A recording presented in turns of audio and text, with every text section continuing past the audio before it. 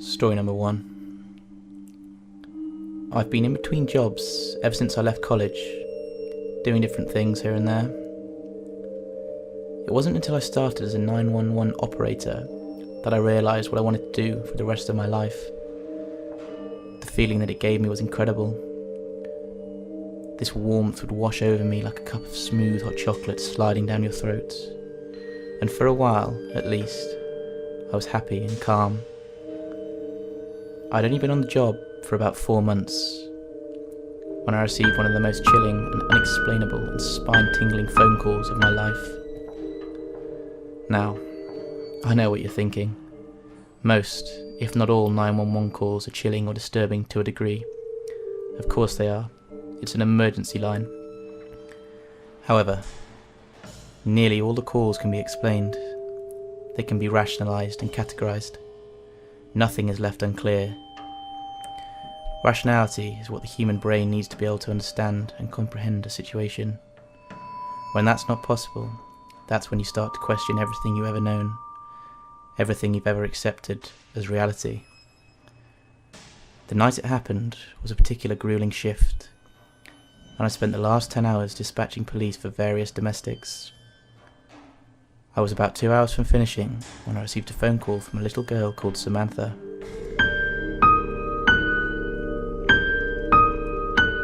Operator. 911, operator. What's your emergency? Hello? Mummy's fallen over. What's your name, honey? Samantha. Okay, Samantha. Can you tell me where you live? I don't know the address. Can you find me? Yes, I can trace the call, Samantha. Can you tell me what's happened? Mummy's been acting all weird the past few days, not sleeping at nights, going around and scratching at things, scratching at walls. I'm always too scared to come out of my room. Tonight I was in bed and started hearing these weird moaning sounds. Mummy sounded like a zombie. What's Mummy doing right now, Samantha? Mummy's on the floor right now. She won't get up. Is Mummy breathing, Samantha? I don't know. I can't see her chest. I don't know. I can't see her chest moving.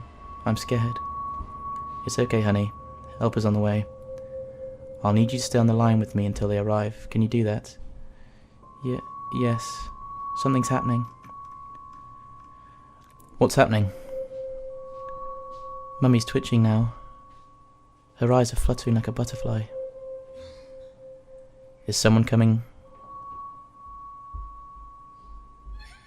Is someone coming? I'm scared. Yes, Samantha. Help is not far away. What are those noises? It's Mummy. What's Mummy doing?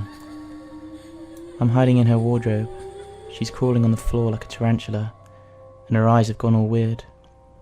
She's hissing, and this weird red foamy stuff is coming out of her mouth and sides. Can she see you? I don't think she can see me yet. Is someone coming? Are they close? Yes, they're close. Don't worry, Samantha. Samantha, are you okay? Mummy's walking backwards now. I think she knows where I am. Her black eyes are looking right at me. Please, I'm scared. She wants to hurt me. Samantha, what do you mean your mummy's walking backwards? It's upside down. Her legs are twisted the wrong way. Her body is normal, but her head is all backwards too. You know, when you twist your Barbie's head, it's like that. She's shaking as she walks, kind of like a robot. She's coming. Samantha, the police are right around the corner. Mummy's smiling at me now. I think it's okay for me to come out. Samantha, stay where you are. Mummy? Samantha, the police are right outside. Mummy, please stop, you're scaring me. Samantha. I don't want to eat that, Mummy. What do you mean? It'll make me like you. Where are we going, Mummy? When the police arrived at the scene, they couldn't find Samantha nor her mother. In fact, the house didn't even look lived in. They reported that lights didn't work, there was no furniture, and in the middle of the living room, They found the decaying corpse of a dog. It looked to have been dead for weeks. Insects, maggots, and all kinds of detestable things were growing, slithering around in the house. No trace of any living human being was found. I quit my job the very next morning. That call has haunted me to no end since. I just couldn't comprehend my experience.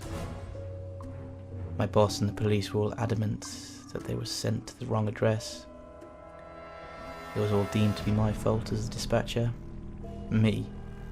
But I know I wasn't to blame. I know the address was right.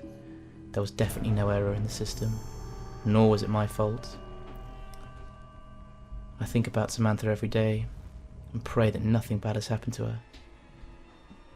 But deep down in my heart, I know that creature was pretending to be her mother and did something unspeakable to her and something unthinkable.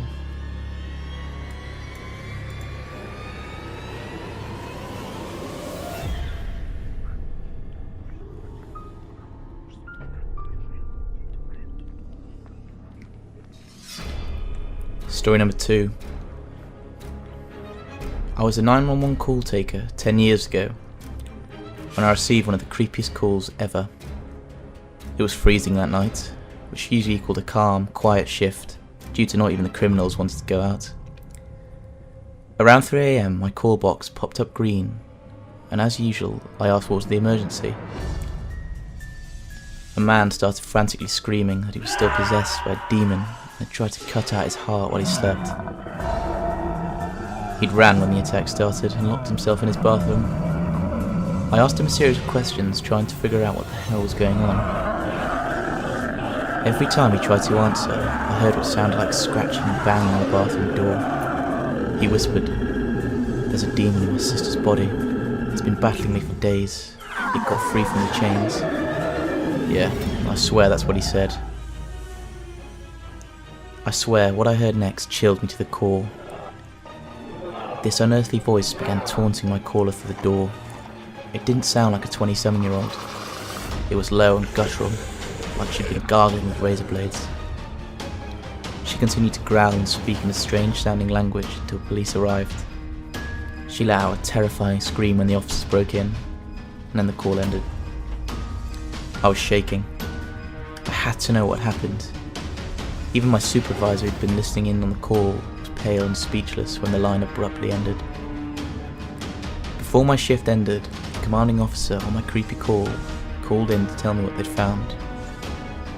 He told me he'd have nightmares for the rest of his life.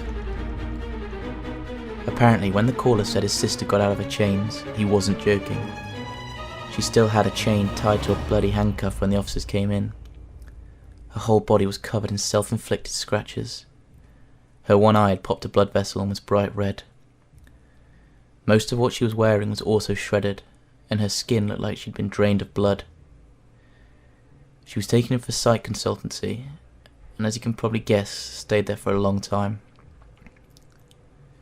The brother was okay, the brother was alright, except for deep gouges in his chest, as his sister had literally tried to dig out his heart. There was some talk about arresting the brother, but nothing ever came of it. I still can vividly remember that voice. It still makes my blood run cold. Story number 3. I'm a student paramedic, and I had a call being generally broadcasted over the radio. When on call, I'm usually with my mentor Sam. We're normally a 2-man ambulance crew, so it's been pretty stressful at times. But anyway, that night, the operator who was broadcasting said something along the lines of female, reportedly unconscious, police on scene, major trauma. There was a pause. CPR in progress. Sam looked at me as if to say get ready. I put the address in on the nav, and it turns out we're only 5 minutes away. So upon arrival, there was police everywhere. There was at least 7 squad cars. I was nervous as hell, as so was Sam. As we approached the house, a man emerged who was in handcuffs by police. He looks content enough and smiles at us as we walk past. Police shout for us to hurry, We'd run over with the equipment to the front door, and I'm met with one of the worst scenes I've ever seen, and will stay with me for the rest of my life. There's a woman lying on the ground with the left side of her head caved in, blood absolutely all over the place, and brain matter scattered to the floor. Police were doing CPR, but we had to stop them once we'd seen rigor mortis setting in. I was literally sweating and on the verge of tears. This isn't how I wanted my shift to end. Then we hear from behind us, more police in the house, and the sounds of 2 children. The kids are being escorted out the bedroom behind us with their eyes covered, and one of them asks, "What's going on? Where's Mummy?" My heart melted. I've never been exactly traumatised by a job, but those kids being shielded from what just happened to their mother will stick with me forever. I brought the equipment back to the ambulance, and Sam started to do the paperwork. We had to wait for someone to move the body. The social services arrived to take the children away, blissfully and unaware of what had just happened. We were finished 3 hours later after all the paperwork and interviewing from the police. Needless to say, that was the most disgusting sight I've ever seen, and has left a mark on me like no other.